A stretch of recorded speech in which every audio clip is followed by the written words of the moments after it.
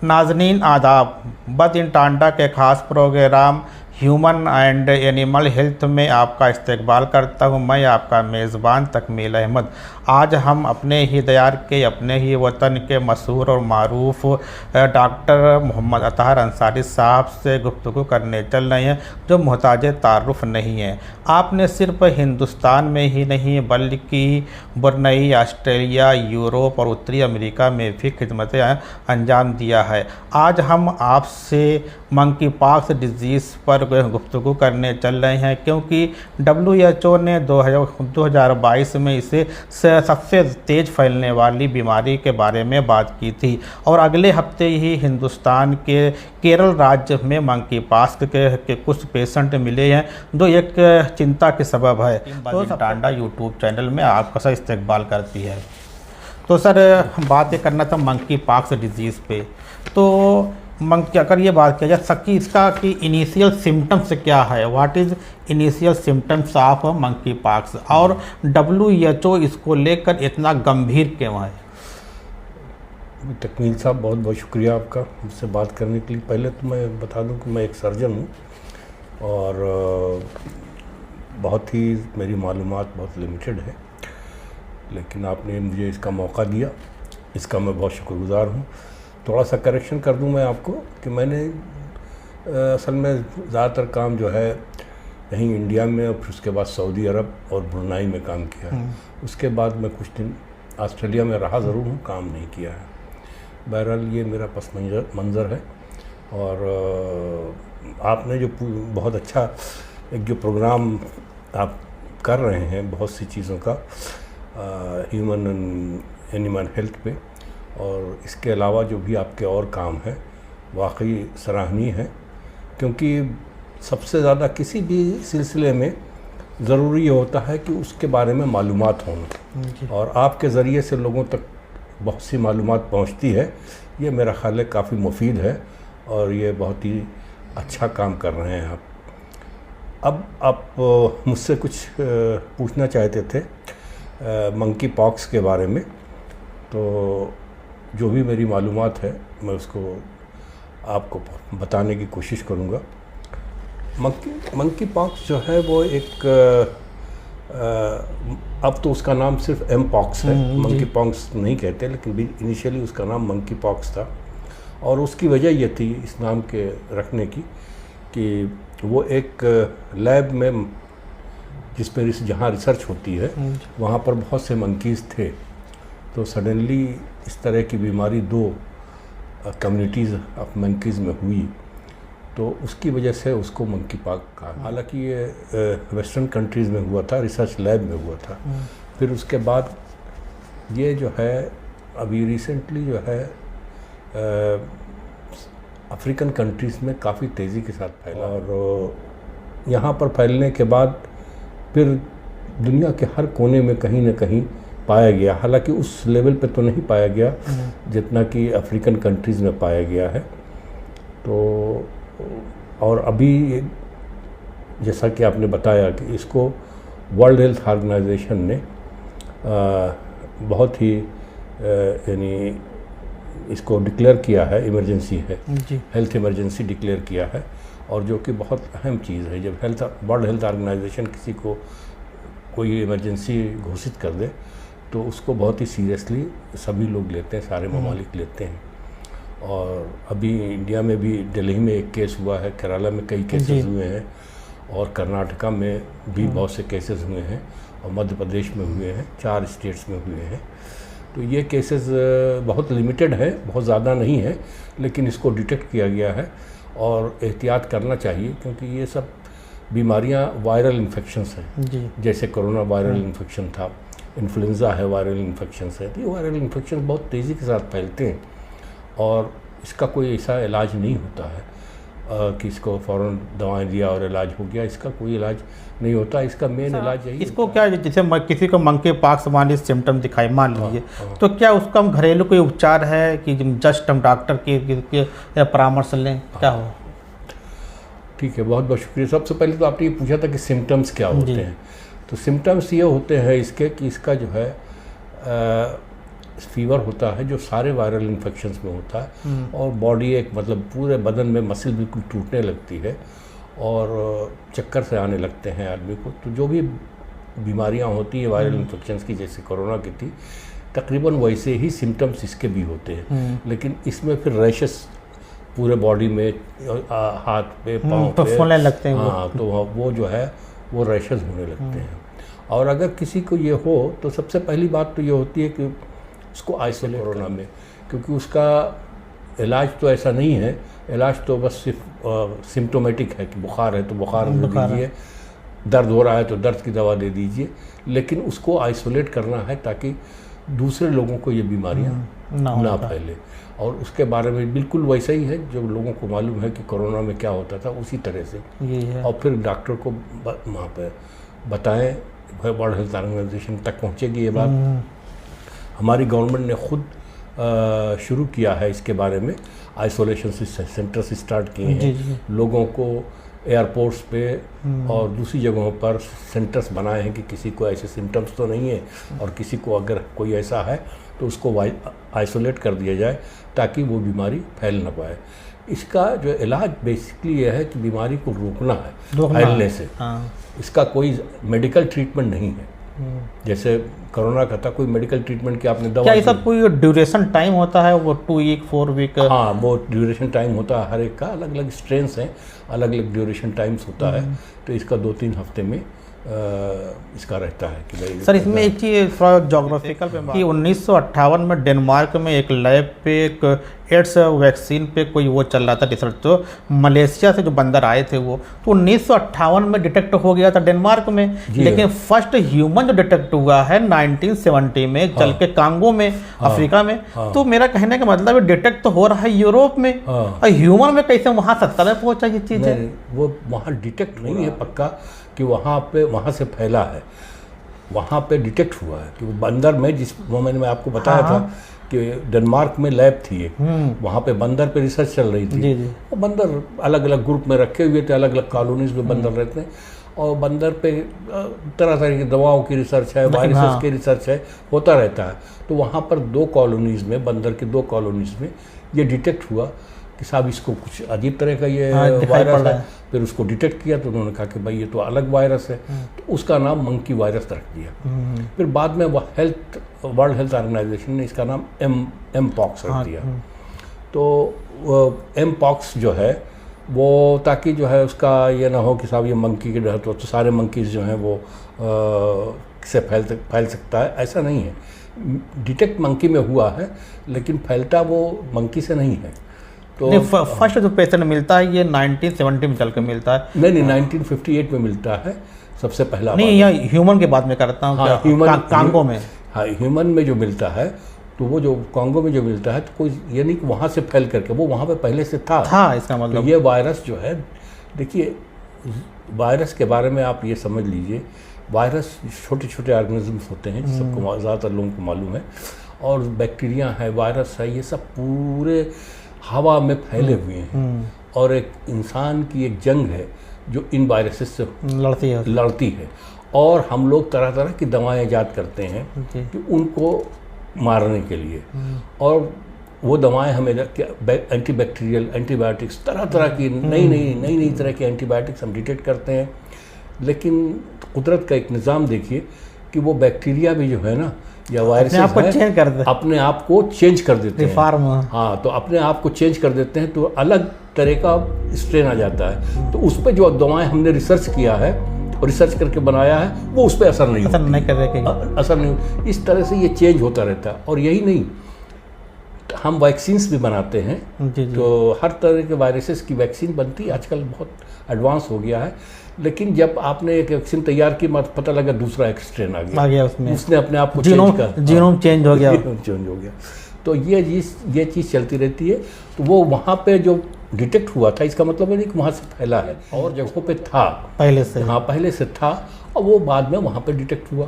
और फिर लोग चूँकि देखिए, इसमें सबसे बड़ा काम जो आप कर रहे हैं, लोगों को अवेयर कर रहे हैं कि अगर किसी एक को हो गया तो उसको आइसोलेट कर देना चाहिए। तो उसको अलग कर देना चाहिए तब तक कि वो ठीक ना हो जाए, क्योंकि इसमें ये कोरोना वायरस की तरह मॉर्टेलिटी इतनी ज़्यादा हाई नहीं है। इसमें नहीं है, इतनी ज़्यादा हाई नहीं, ज़्यादा से ज़्यादा 5 to 10% है जहाँ पे मैक्सिमम है। तो इसलिए कि इतनी ज़्यादा नहीं, जैसे कोरोना में लोग मतलब है कि कितने लोग मरे थे, लेकिन है तो ये भी वायरस और बीमारी उसी तरीक़ों से ये फैलती है, और उसका इलाज भी उसी तरह से है कि आइसोलेशन करना है, और अगर बहुत ज़्यादा फैल गया है तो हर एक को मास्क पहनना है और अपने आप को कवर रखना है, और हर तरह की सफाई और जो निज़ाम जो हम लोगों ने देखा था उसमें कोरोना टाइम में, उसी तरह का निज़ाम यहाँ पर भी करना होगा। और लोगों को मालूम होना चाहिए कि ये बीमारी है क्या और इसका इलाज क्या है। इलाज इसका बेसिकली यही है कि अपने आप को आइसोलेट करके रखिए, क्लीनलीनेस बहुत, यानी सफाई और हर तरह का होना बहुत ज़रूरी है। और मैं यहाँ पे एक बात कहना चाहूँगा कि जितनी बीमारियाँ हैं जिसके इलाज हैं ज़्यादातर, तो उसकी जिसका इलाज है, जिनके एंटीबायोटिक्स है, उस एंटीबायोटिक या उसके इलाज के पहले ही अगर सफाई हम रखें और अपने आप को एहतियात करें, अगर उनकी इन्फॉर्मेशन हो तो उतनी ज़्यादा इलाज की ज़रूरत ही नहीं पड़ेगी। तो हम लोग जो है अपने पर्सनल हाइजीन और अपने एनवायरनमेंट के हाइजीन का उतना ख्याल नहीं रखते, इसलिए इन बीमारियों को फैलने का मौका मिल जाता है। तो हमें कोशिश करनी चाहिए कि हम इस पे जो है ध्यान दें कि अपने हर तरह की सफाई का ध्यान रखें, ये बहुत ज़रूरी है। और देखिए ऐसा है कि हम लोग तो ये कि हमारा मुल्क जो है, कंट्री है, बहुत ही रिलीजियस मुल्क है। हिंदू है तो खूब अपने मज़हब को मानते हैं, मुसलमान हैं कि बड़े कट्टर अपने मज़हब को मानते हैं, लेकिन या क्रिश्चियन है तो अपने उसको मानते हैं। लेकिन अगर देखा जाए तो सारे मज़ाहिब में सफाई पे बहुत ध्यान दिया जाता है। और चूँकि देखिए टांडा एक ज़्यादातर काफ़ी लोग मुस्लिम हैं यहाँ पे, तो मैं ये कहना चाहूँगा कि इस्लाम में भी जो है सफाई पे बहुत ही ध्यान है। कुरान शरीफ में कितनी जगहों पे आया है कि भाई हुब्बुल मुतत्तहरीन, यानी अल्लाह ताला उन लोगों से मोहब्बत करता है जो सफाई का पसंद करते हैं। ये एक जगह नहीं, कई जगह आया है। और जो चीज़ कुरान शरीफ में आ जाए इसका मतलब है कि वो मुसलमानों के फ़राइज़ में शामिल है।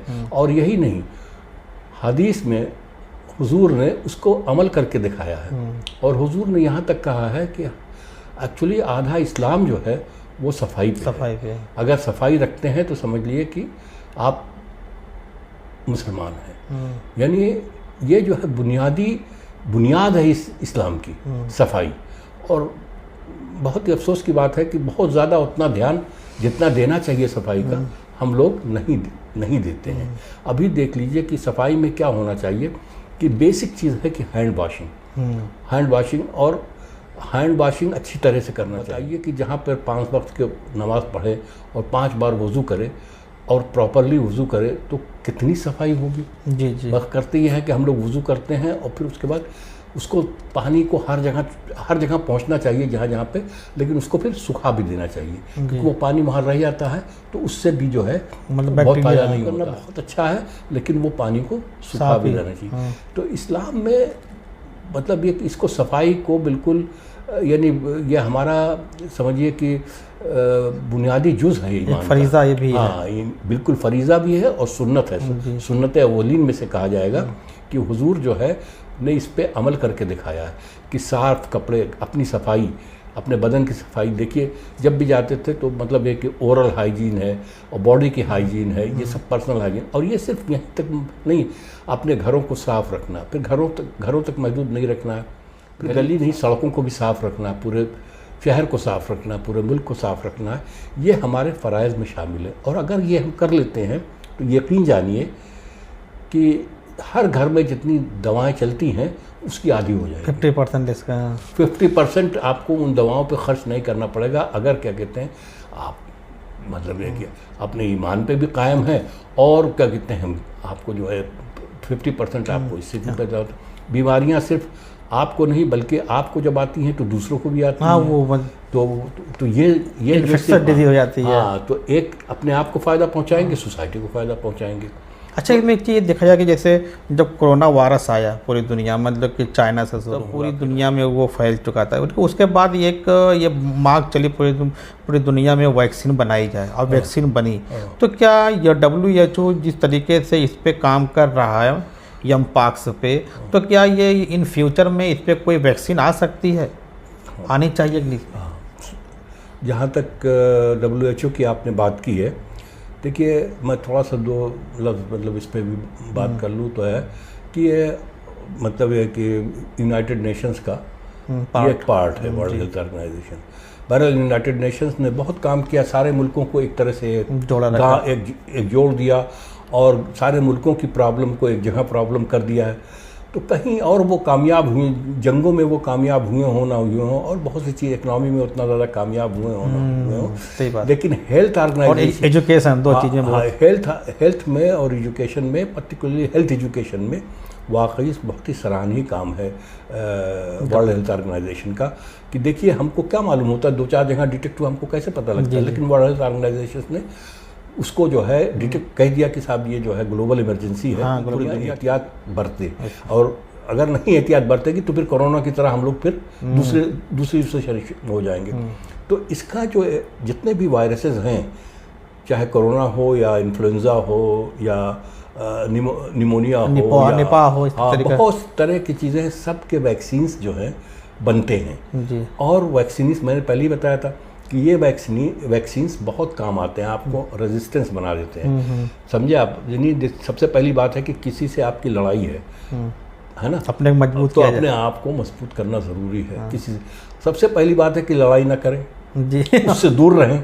तो हम जो अगर अपने आप को साफ रखेंगे, हम अपने आप को दूर रखेंगे, और जिसको हो गई है उसको थोड़ा सा आइसोलेट कर दें, उससे थोड़ा सा दूर हो जाए, और फिर उसके बाद पहले तो जिससे लड़ाई हो रही है उससे थोड़ा सा दूर हो जाए, और फिर दूसरा काम यह है कि अपने आप को अगर वो हो तो अपने आप को मजबूत रखें। तो अपने आप को मजबूत करने का नाम ही वैक्सीनेशन है, कि जिसमें आपके एंटीबॉडी, आपके अंदर फाइटिंग कैपेसिटी बढ़ जाती है। तो आपने ये सवाल किया कि इसकी वैक्सीन्स भी बन चुकी हैं, कि ये हर कंट्रीज़ को अवेलेबल नहीं है, महंगी वैक्सीन्स हैं, हर कोई अफोर्ड नहीं कर सकता। और अभी देखिए पूरे अगर हिंदुस्तान को देखा जाए तो ज़्यादा 10-20-50 केसेस हैं, और वही केसेस हैं जो क्या कहते हैं फॉरेन से जो ट्रैवल करके आए हैं। तो एयरपोर्ट्स पे उन्होंने, इंडिया ने रोक लगा दी है, वहाँ पे आइसोलेट कर दिया है, लेकिन फिर भी इक्का दुक्का इधर उधर स्लिप कर जाएंगे। तो कितना मुमकिन है कि सबको फिर से एमपॉक्स की वैक्सीन्स लगाई जाए, इतनी अवेलेबल है कि नहीं है, बहुत मुश्किल काम है इतना अवेलेबल होना। हर कोई उसको एक्सेप्ट करेगा कि नहीं करेगा भी, सही बात। हाँ, तो वैक्सीन्स तो है ही हैं, और बहुत सी कंट्रीज जैसे अफ्रीका में है डिमांड है। अफ्रीका में, अब अफ्रीका गरीब मुल्क है, उनके पास इतनी वैक्सीन्स नहीं है, वो मांग रहे हैं। तो वर्ल्ड हेल्थ ऑर्गेनाइजेशन उसको हेल्प कर रही है, और वैक्सीन्स को कि भाई बता रही कि ये ग्लोबल इमरजेंसी है, वैक्सीन्स को ज़्यादा से ज़्यादा बनाइए ताकि उन एरियाज़ में भेजा जा सके। क्योंकि सिर्फ ऐसे रोकने से काम नहीं चलेगा, बल्कि आदमियों को उसके मजबूत बनाना पड़ेगा।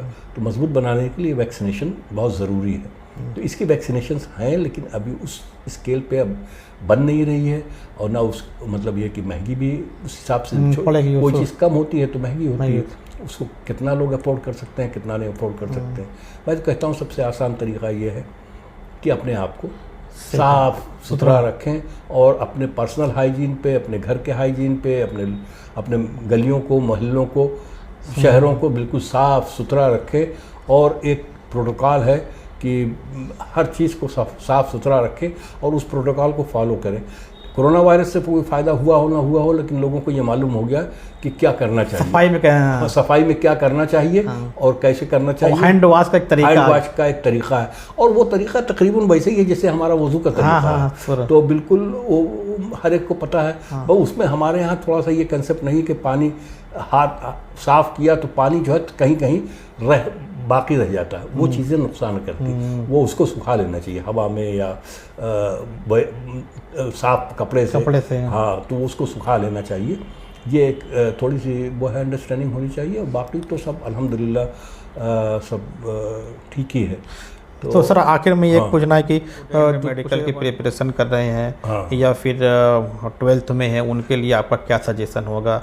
और एक क्वेश्चन उसमें मैं जोड़ दे रहा हूँ कि बहुत सारे लड़के जो एमएससी कर रहे होंगे, माइक्रोबायोलॉजी है, बायोटेक्नोलॉजी है, बायोकेमिस्ट्री है या और फिर वही है, तो क्या उनके लिए कि उनको और फील्ड में कि इस तरीके के फील्ड में जाए जिससे वैक्सीन बने या और उसमें काम करें, वो उनके लिए क्या सजेशन? देखिए ऐसा है कि अब आपने चूँकि इसका जिक्र छोड़ दिया, मेरा ख्याल है कि आपके सामने भी वो मसाइल हैं कि टांडा में एक ज़माना था कि एजुकेशन बहुत ही पुअर थी जी। और आज अल्लाह का करम है कि गली गली में एक से एक टैलेंटेड स्टूडेंट्स हैं और जिसको देखिए वो ग्रेजुएट है, बीटेक किए हुए है, एमटेक किए हुए है और परेशान है। और बायोलॉजी में बहुत से, जैसे आपने कहा इंटरमीडिएट किया है, बीएससी किया है, तो ये आपका जो सजेशन है और मैं उससे मुत्तफिक हूँ कि हर चीज़ जो है सिर्फ इंजीनियरिंग और मेडिकल नहीं है, बहुत सी फील्ड्स हैं एजुकेशन में आगे फैलने के लिए, वो सब एजुकेशन के लिए जो है उस तरफ जाना चाहिए। जिसे आपने बायोटेक्नोलॉजी कहा कि अब बायोटेक्नोलॉजी जो है, बायोटेक्नोलॉजी से ही सारी दवाएं बनती हैं, सारे वैक्सीन्स बनते हैं और बायोटेक्नोलॉजी बहुत ही एडवांस हो गई है, बहुत ही ब्रॉड चीज़ हो गई है और बड़े बड़े सेंटर्स इसके इंडिया में भी हैं और दुनिया में है, तो उसके काफ़ी स्कोप हैं। और सिर्फ जैसे अभी एक बच्चा हमारे यहाँ का नासा में भी गया, तो जो अच्छा यहाँ पर जितने भी फील्ड्स हैं सब में, जैसे फार्मेसी में बच्चे करते हैं तो फार्मेसी में तरह तरह की फील्ड है, उसके हर फील्ड को एक्सप्लोर करना चाहिए और उसमें जाना चाहिए। और लड़कों को हर फील्ड के लिए, बैंकिंग है और क्या कहते हैं ये इसमें रेलवेज़ हैं और जो भी जॉब्स के उस तरफ का है, हर फील्ड में अपने आप को वो करना चाहिए, क्योंकि एक ही फील्ड में तो करने से कोई फ़ायदा नहीं है। और मैं समझता हूँ कि टांडा में एक काउंसलिंग सेंटर की बहुत सख्त ज़रूरत है कि जहाँ पर 2-4 लोग जो इसके जानकार हैं कि डिफरेंट जॉब्स क्या क्या अवेलेबल है, किन किन फील्डों में बच्चों को जाना चाहिए, उनका इंटरेस्ट देखते हुए वो उनको गाइड कर सकें। इस तरह की काउंसलिंग सेंटर या गाइड सेंटर नहीं मौजूद है, तो इसको, और बच्चे बेचारे परेशान होते हैं, अच्छे स्टूडेंट्स हैं, सब ने अच्छे नंबरों से पास आउट करते हैं, बल्कि नीट में अच्छे 500, 550, 600 तक नंबर लोग ला करके कुछ नहीं कर पा रहे हैं। तो अब 500-600 जो लाते हैं उसके टैलेंट है कहीं ना कहीं, टैलेंट है, फिजिक्स केमिस्ट्री हर चीज़ का है, तो उस टैलेंट्स को कैसे और आगे यूटिलाइज किया जाए, इसके लिए मैं समझता हूँ कि यहाँ पे तो वक्त नहीं है कि मैं उसको कर सकूं, लेकिन उसके लिए इतनी बात मैं कहूँगा कि एक काउंसलिंग सेंटर की बहुत ज़रूरत है कि जहाँ पर इन बच्चों को सही डायरेक्शन में गाइड किया जा सके। ये हमारे मतलब कंट्री के, मुल्क के जो हैं ये नौजवान बच्चे जो हैं बहुत काम आएंगे अगर इनकी एनर्जीज़ को और इनके टैलेंट को आगे बढ़ाया जाए और उनको आगे गाइड किया जाए कि किस तरफ जाए। बल्कि बहुत अच्छा सवाल किया आपने ये, और मैं समझता हूँ इस वक्त बहुत सख्त ज़रूरत है टांडा में, क्योंकि काफ़ी लोग अच्छे खासी क्वालिफ़िकेशन हासिल करके कोई जॉब नहीं, समझ में नहीं आ रहा उनके कि क्या करें क्या ना करें, उनके वालिदैन परेशान हैं। गरीब लोग डायरेक्शन में गाइड किया जाए, क्या क्या पढ़ें, किस और कंपटीशन में जाएं, इसके लिए काउंसलिंग सेंटर की बड़ी सख्त ज़रूरत है। तो ये आपके सामने डॉक्टर मोहम्मद अतर अंसारी साहब थे, इनके लिए मैं एक शेर का, मैं एक जाम हूँ किस किस के होंठ तक पहुँचूँ, मैं एक जाम हूँ किस किस के होंठ तक पहुँचूँ, गज़ब की प्यास लिए हर बसर लगे हैं मुझे। इंशाल्लाह आपको ये गुफ्तगू बढ़िया लगी होगी। फिर मिलते हैं एक नए टॉपिक के साथ। अल्लाह हाफिज़।